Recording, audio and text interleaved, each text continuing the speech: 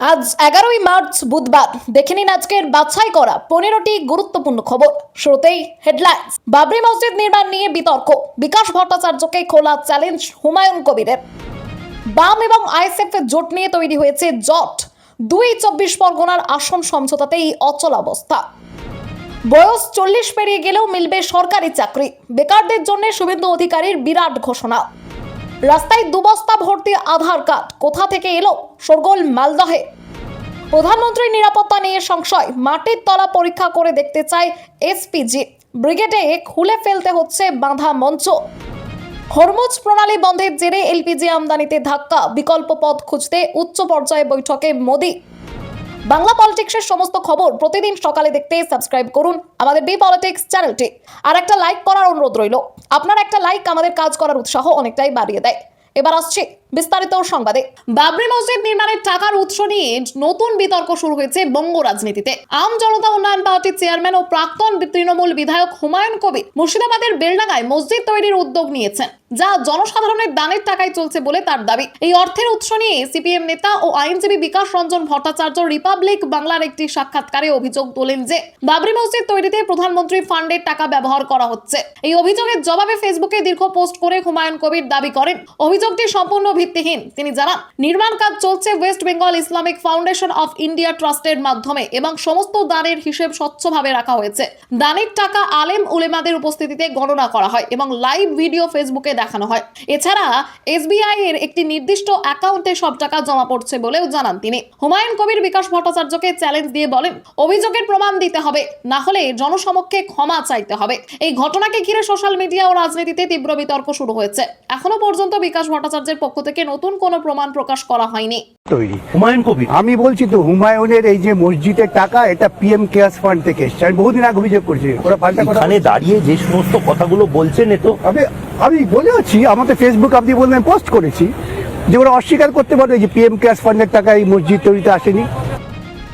বাম এবং আইএসএফ জোট নিয়ে তৈরি হয়েছে জট, 24 পরগনার আসন সমঝোতাতেই অচল অবস্থা। আসন্ন বিধানসভা নির্বাচনের দিনক্ষণ ঘোষণার আর বেশি দেরি নেই, কিন্তু এখনো পর্যন্ত বামফ্রন্ট ও আইএসএফ এর মধ্যে জোট চূড়ান্ত হয়নি। টানাপোড়েনের জেরে জোটের ভবিষ্যৎ নিয়েই রাজনৈতিক মহলে প্রশ্ন উঠছে।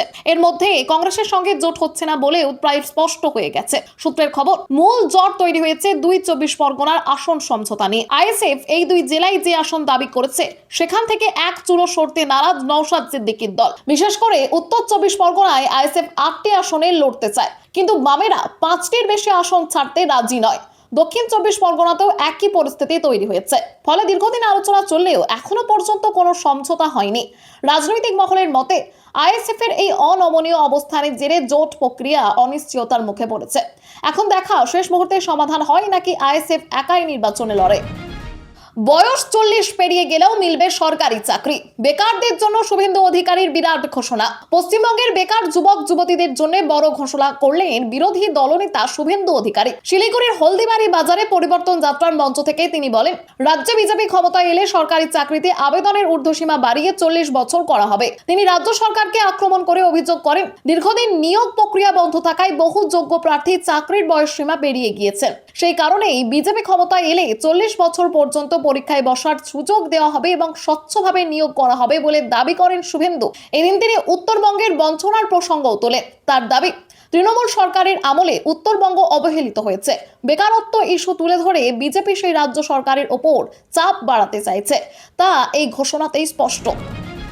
রাস্তায় দু বস্তা ভর্তি আধার কার্ড, কোথা থেকে এলো? শোরগোল মালদাহে। মালদাহের হবিবপুর ব্লকের আগতৈল অঞ্চলের বিনোদপুর গ্রামের চিল্লাহার এলাকায় এক ব্যক্তির বাড়ির সামনে 2 বস্তা ভর্তি আধার কার্ড, প্যান কার্ড সহ গুরুত্বপূর্ণ নথি উদ্ধার হয়, চাঞ্চল্য ছড়ায়। স্থানীয়রা বস্তা খুলে অসংখ্য নথি দেখতে পেয়ে বিষয়টি নিয়ে প্রশ্ন তোলেন। জানা যায়, বাড়িটির মালিক সুশীল টুডু একসময় বিনোদপুর পোস্ট অফিসের অস্থায়ী কর্মী ছিলেন। তিনি জানান, পোস্ট অফিসের তৎকালীন পিয়ন হরেশ চন্দ্র রায় তাকে কিছু আধার ও প্যান কার্ড বিলি করার জন্য দিয়েছিলেন। পরে সেই পিয়ন বদলি হয়ে যাওয়ায় তিনি নথিগুলি পোস্ট অফিসে জমা দেওয়ার উদ্দেশ্যে বাড়ির সামনে রেখেছিলেন। তবে একজন প্রাক্তন অস্থায়ী কর্মীর কাছে এত গুরুত্বপূর্ণ নথি কিভাবে ছিল তা নিয়ে প্রশ্ন উঠেছে। ঘটনাকে ঘিরে ক্ষোভ প্রকাশ করেছেন হবিবপুর বিজেপির বিধায়ক জুয়েল মুর্মু। তার অভিযোগ, সাধারণ মানুষের গুরুত্বপূর্ণ নথি এভাবে কারোর বাড়িতে রাখা উচিত নয়। প্রধানমন্ত্রীর নিরাপত্তা নিয়ে সংশয়, মাটির তলা পরীক্ষা করে দেখতে চায় এসপিজি। ব্রিগেডে খুলে ফেলতে হচ্ছে বাঁধা মঞ্চ। প্রধানমন্ত্রী নরেন্দ্র মোদীর ব্রিগেড সমাবেশের প্রস্তুতির মাঝেই নতুন জট তৈরি হয়েছে। মঙ্গলবার সভাস্থল পরিদর্শনে এসে প্রধানমন্ত্রীর নিরাপত্তার দায়িত্বে থাকা এসপিজি কর্তারা মঞ্চ খুলে ফেলতে নির্দেশ দেন। তাদের মতে মঞ্চ যেখানে তৈরি করা হয়েছে সেখানে মাটির নিচে পরীক্ষা করা প্রয়োজন, তাই আগে মাটির নিরাপত্তা নিশ্চিত করতে হবে। গত রবিবার থেকে ব্রিগেডের সভার প্রস্তুতি শুরু করেছিল বিজেপি। হ্যাঙ্গারের নিচে মঞ্চের কাঠামো অনেকটাই তৈরি হয়ে গিয়েছিল, কিন্তু এসপিজির নির্দেশে এখন সেই কাঠামো খুলে ফেলতে হতে পারে। আগামী 14ই মার্চ ব্রিগেডে মোদীর সভা হওয়ার কথা। হাতে মাত্র কয়েকদিন সময় থাকায় মঞ্চ খুলে আবার নতুন মঞ্চ তৈরি করা নিয়ে কিছুটা চিন্তায় পড়েছে রাজ্য বিজেপি নেতৃত্ব। তবে দলীয় সূত্রের দাবি, প্রয়োজন হলে দ্রুতই নতুন করে মঞ্চ তৈরি করা সম্ভব। রান্নার গ্যাসের সরবরাহের সংকট মোকাবিলায় বৈঠকে প্রধানমন্ত্রী। বিকল্প উৎস সন্ধানের সঙ্গেই এবার কি লাগাম বিপণনে? পশ্চিম এশিয়ায় যুদ্ধ পরিস্থিতি ও ইরানের হরমুজ প্রণালীতে বিধি নিষেধের জেরে ভারতে এলপিজির যোগান ও দামে প্রভাব পড়েছে। এই পরিস্থিতিতে রাষ্ট্রায়ত্ত তেল সংস্থা আইওসি জানিয়েছে, গৃহস্থালী রান্নার গ্যাসকে সর্বোচ্চ অগ্রাধিকার দেওয়া হবে। পাশাপাশি হাসপাতাল ও শিক্ষা প্রতিষ্ঠানের মতো গুরুত্বপূর্ণ সংস্থাকেও অগ্রাধিকার দেওয়া হবে। সরকারি সূত্রে জানা গেছে, এলপিজি সংকট মোকাবিলায় কেন্দ্র বিকল্প উৎস থেকে তেল ও গ্যাস আমদানির চেষ্টা করছে এবং উৎপাদন বাড়ানোর পদক্ষেপ নেওয়া হয়েছে। পরিস্থিতি খতিয়ে দেখতে প্রধানমন্ত্রী নরেন্দ্র মোদী পেট্রোলিয়াম মন্ত্রী হরদীপ সিংহ পুরী ও বিদেশ মন্ত্রী এস জয়শঙ্করের সঙ্গে বৈঠক করেছেন। এদিকে সরবরাহ কমে যাওয়ায় বাণিজ্যিক ক্ষেত্রে চাপ বেড়েছে। মুম্বাইয়ের প্রায় 20% হোটেল ও রেস্তোরাঁ সাময়িকভাবে বন্ধ রাখার সিদ্ধান্ত নেওয়া হয়েছে বলে জানা গেছে। যুদ্ধের প্রভাবে চাপে অটো চালকরা, গ্যাসের দামে বাড়ছে সংকট। মধ্যপ্রাচ্যে যুদ্ধ পরিস্থিতির প্রভাব পড়েছে গ্যাসের বাজারে। বাণিজ্যিক গ্যাস সিলিন্ডারের যোগান কমে যাওয়ায় সমস্যায় পড়েছেন চুচুড়া ত্রিবেণী রুটের অটো চালকরা। আগে এই রুটে প্রায় 93টি অটো চললেও এখন সেই সংখ্যা প্রায় অর্ধেক হয়ে গেছে। গ্যাসের দামও বেড়েছে ব্যাপকভাবে। আগে যেখানে অটো চালকদের গ্যাস কিনতে হতো প্রায় 80 টাকা প্রতি লিটার, এখন তা বেড়ে 120 থেকে 130 টাকায় পৌঁছেছে। ফলে অনেক চালক রুটে অটো চালাতে পারছেন না। এর প্রভাব পড়েছে যাত্রীদের ওপরও। অটো কমে যাওয়ায় দীর্ঘক্ষণ অপেক্ষা করতে হচ্ছে এবং ভাড়াও কিছুটা বেড়েছে। যাত্রী ও অটো চালক উভয়ই গ্যাসের দাম নিয়ন্ত্রণে সরকারের হস্তক্ষেপের দাবি জানিয়েছেন। মহুয়ার পোষ্য কুকুর হেনরিকে নিয়ে লড়াই তুঙ্গে। দিল্লি হাইকোর্টে মামলা প্রাক্তন বন্ধু জয়ের। তৃণমূল নেত্রী মহুয়া মৈত্র ও আইনজীবী জয় আনন্দ দেহাদ্রায়ের দীর্ঘদিনের আইনি দ্বন্দ্ব এবার তাদের পোষ্য রটওয়াইলার কুকুর হেনরিকে ঘিরে দিল্লি হাইকোর্টে পৌঁছেছে। মঙ্গলবার আদালতে নতুন আবেদন করে দেহাদ্রায়। বিচারপতি মনোজ কুমার ওখরির বেঞ্চ মহুয়া মৈত্রকে নোটিশ পাঠিয়ে তার বক্তব্য চেয়েছে। মামলার পরবর্তী শুনানির দিন ধার্য হয়েছে 14ই মে। জয় দেহাদ্রায় সাকেত আদালতের একটি নির্দেশকে চ্যালেঞ্জ করেছেন। ওই আদালতে বর্তমানে হেনরির হেফাজত নিয়ে মামলা চলছে। এর আগে মহুয়া মৈত্র প্রতি মাসে 10 দিনের অন্তর্বর্তী হেফাজতের আবেদন করেছিলেন, যা ট্রায়াল কোর্ট খারিজ করে দেয়। দুই পক্ষের মধ্যে আইনি লড়াই নতুন নয়। এর আগেও বিভিন্ন অভিযোগ ও পাল্টা মামলায় তাদের বিরোধ আদালতে গড়িয়েছে। এবার সেই তালিকায় যুক্ত হলো পোষ্য কুকুরের হেফাজত নিয়ে নতুন মামলা। আইন দপ্তর হারালেন মন্ত্রী মলয় ঘটক। ভোটের আগে বড় সিদ্ধান্ত মমতার। কেন ক্ষুব্ধ মুখ্যমন্ত্রী? রাজ্যের আইন মন্ত্রীর পদ থেকে সরানো হলো মলয় ঘটককে। আইন এবং বিচার বিভাগের ভার আপাতত হাতে রাখলেন মুখ্যমন্ত্রী মমতা বন্দ্যোপাধ্যায়। তবে আইন দপ্তরের দায়িত্ব হারালেও আপাতত রাজ্য মন্ত্রিসভার সদস্য থাকছেন আসানসোলের তৃণমূল নেতা। এখন শুধুমাত্র শ্রম মন্ত্রী হিসেবেই দায়িত্ব পালন করবেন মলয় ঘটক। এদিনই বিজ্ঞপ্তি জারি করে একথা জানিয়েছে নবান্ন। মলয় ঘটকের দায়িত্ব যে কমছে, গত কয়েকদিন ধরেই তৃণমূলের শীর্ষ সূত্রে সেই গুঞ্জন শোনা যাচ্ছিল। এদিন রাজ্য সরকার বিজ্ঞপ্তি জারি করে সেই খবরে শিলমোহর পড়ল। সূত্রের খবর, সাংগঠনিক কাজ এবং মন্ত্রিত্বের সময় না দেওয়ায় মলয় ঘটকের ওপরে ক্ষুব্ধ ছিলেন মমতা বন্দ্যোপাধ্যায়। নির্বাচনের আগে আইন দপ্তরের মতো গুরুত্বপূর্ণ দপ্তর নিয়ে মন্ত্রীর গাছাড়া মনোভাবেও ক্ষুব্ধ ছিলেন মুখ্যমন্ত্রী। 5 দিনের ধর্ণা শেষ, লড়াই জারি রাখার বার্তা মমতা। এসআইআর ইস্যুতে ধর্মতলায় টানা 5 দিন ধর্ণা শেষ করলেন মুখ্যমন্ত্রী মমতা বন্দ্যোপাধ্যায়। ধর্ণা মঞ্চ থেকে তিনি জানান, এখন বিচার পাওয়ার দরজা খুলেছে এবং যাদের ভোটার তালিকা থেকে নাম বাদ গেছে তারা আইনি পথে লড়াই করতে পারবেন। সিঙ্গুর আন্দোলনের প্রসঙ্গ টেনে মমতা বলেন, ইতিহাস বারবার ফিরে আসে এবং অন্যায়ের বিরুদ্ধে লড়াই চলবে। একই সঙ্গে আন্দোলনের কারণে সাধারণ মানুষের অসুবিধার জন্য তিনি দুঃখ প্রকাশও করেন। এদিন অভিষেক বন্দ্যোপাধ্যায়ের অনুরোধে ধর্ণা কর্মসূচি শেষ করার ঘোষণা দেন মুখ্যমন্ত্রী। পরে তিনি আলিপুরে সদ্য প্রাক্তন রাজ্যপাল সিভি আনন্দ বোসের সঙ্গে সৌজন্য সাক্ষাৎ করতে যাবেন বলেও জানান। জুডিশিয়াল অফিসারদের সিদ্ধান্ত নিয়ে প্রশ্ন করার দুঃসাহসও দেখাবেন না, কড়া বার্তা সুপ্রিম কোর্টের। এসআইআর নিয়ে বিতর্কের মাঝে কড়া অবস্থান নিল সুপ্রিম কোর্ট। মঙ্গলবার শুনানিতে প্রধান বিচারপতির বেঞ্চ জানিয়ে দেয়, ভোটারদের আবেদন খতিয়ে দেখা জুডিশিয়াল অফিসারদের কাজ বা সিদ্ধান্ত নিয়ে কোনো প্রশ্ন তোলা যাবে না। আদালত জানায়, ওই অফিসাররা অতিরিক্ত সময় কাজ করে অভিযোগ শুনছেন, তাই তাদের ভূমিকা নিয়ে সন্দেহ প্রকাশ বরদাস্ত করা হবে না। একই সঙ্গে আদালত জানিয়েছে, যাদের নাম ভোটার তালিকা থেকে বাদ পড়েছে এবং দাবি খারিজ হয়েছে তারা নতুন একটি স্বাধীন আপিল ট্রাইব্যুনালে আবেদন করতে পারবেন। এই ট্রাইব্যুনালে প্রাক্তন হাইকোর্টের বিচারপতিরা থাকবেন এবং এর গঠন নিয়ে সুপারিশ করবে কলকাতা হাইকোর্টের প্রধান বিচারপতি। এদিকে আদালতে জানানো হয়েছে, ইতিমধ্যে প্রায় 10 লক্ষ আবেদন নিয়ে সিদ্ধান্ত নেওয়া হয়েছে। এই ইস্যুতে রাজ্য সরকার ও নির্বাচন কমিশন দুপক্ষকেই সতর্কবার্তা দিয়েছে সুপ্রিম কোর্ট।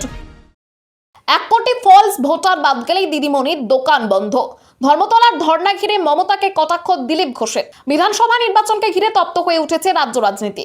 একদিকে ধর্মতলায় ধর্ণায় বসেছেন মুখ্যমন্ত্রী মমতা বন্দ্যোপাধ্যায়, অন্যদিকে পূর্ব বর্ধমানের জামালপুরে বিজেপির পরিবর্তন যাত্রা সভা থেকে তীব্র আক্রমণ শানালেন বিজেপি নেতা দিলীপ ঘোষ।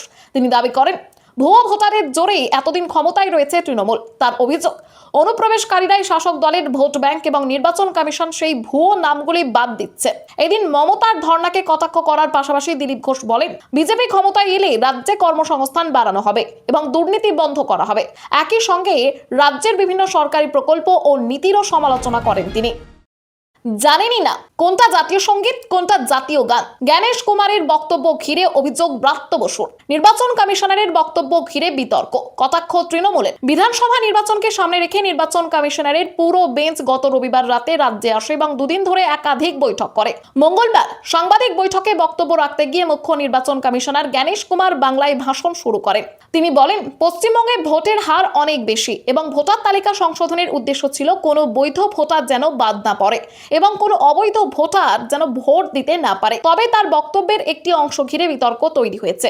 কমিশনার জাতীয় সঙ্গীত ও জাতীয় গান প্রসঙ্গে মন্তব্য করায় রাজ্যের শিক্ষামন্ত্রী ব্রাত্য বসু সোশ্যাল মিডিয়ায় কটাক্ষ করেন। তার অভিযোগ, জ্ঞানেশ কুমার জাতীয় সঙ্গীত জনগণ মনকে জাতীয় গান বলে উল্লেখ করেছেন।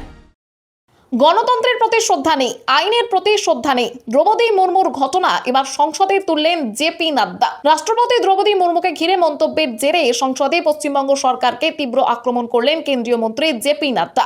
মুখ্যমন্ত্রী মমতা বন্দ্যোপাধ্যায়ের নাম না করেই তিনি অভিযোগ করেন, পশ্চিমবঙ্গে আইনের শাসন এবং গণতান্ত্রিক রীতিনীতির প্রতি সম্মান নেই এবং বিচার ব্যবস্থাকেও ভয় দেখানো হয়। নাড্ডা দাবি করেন, একজন মহিলা মুখ্যমন্ত্রী একজন মহিলা রাষ্ট্রপতির অসম্মান করেছেন, যা অত্যন্ত দুঃখজনক। পাশাপাশি নির্বাচন কমিশনের প্রতিও সম্মান দেখানো হয় না বলেও অভিযোগ করেন তিনি। উল্লেখ্য, উত্তরবঙ্গে এক অনুষ্ঠানে রাষ্ট্রপতি দ্রৌপদী মুর্মু প্রশাসনের ভূমিকা নিয়ে মন্তব্য করেছিলেন। সেই ঘটনার পরেই প্রধানমন্ত্রী নরেন্দ্র মোদীও বিষয়টিকে লজ্জাজনক বলে মন্তব্য করেন এবং উদ্বেগ প্রকাশ করেন। ভোট চুরি বন্ধ করো, জ্ঞানেশকে অপসারণের দাবিতে লোকসভায় বিক্ষোভ বিরোধী সাংসদদের। 25 মিনিট মুলতবি রইল অধিবেশন। মুখ্য নির্বাচন কমিশনার জ্ঞানেশ কুমারের পদত্যাগের দাবিতে মঙ্গলবার লোকসভায় বিক্ষোভ দেখান বিরোধী সাংসদেরা। জিরো আওয়ারের প্রশ্নের জবাব দিচ্ছিলেন কেন্দ্রীয় কৃষিমন্ত্রী শিবরাজ সিংহ চৌহান। অতিরিক্ত প্রশ্নের জবাব দিতে গিয়ে তিনি পশ্চিমবঙ্গে তৃণমূল সরকারকে আক্রমণ করে অভিযোগ করেন, কৃষকদের সুরক্ষায় চালু হওয়া কেন্দ্রীয় প্রকল্পগুলি রাজ্যে সঠিকভাবে কার্যকর করা হচ্ছে না। এরপরে তৃণমূল সাংসদেরা মুখ্য নির্বাচন কমিশনারের বিরুদ্ধে স্লোগান দিতে শুরু করেন। পরিস্থিতি আরও উত্তপ্ত হয়ে ওঠে যখন অন্য বিরোধী দলের সাংসদেরা লোকসভার ওয়েলে নেমে ভোট চুরি বন্ধ করো ও জ্ঞানেশ কুমার পদত্যাগ করো স্লোগান তোলেন। সেই সময় স্পিকারের আসনে ছিলেন বিজেপি সাংসদ সন্ধ্যা রায়। তিনি বারবার বিরোধীদের শান্ত থাকার অনুরোধ করলেও বিক্ষোভ থামেনি। শেষ পর্যন্ত হইচই বাড়তে থাকায় লোকসভার অধিবেশন দুপুর 12টা পর্যন্ত মুলতবি করে দেওয়া হয়। খবর আজকের মতো এখানেই শেষ। আবার আসছে আগামীকাল সকালে। পরবর্তী খবরের জন্য সাবস্ক্রাইব করুন আমাদের বি পলিটিক্স চ্যানেল।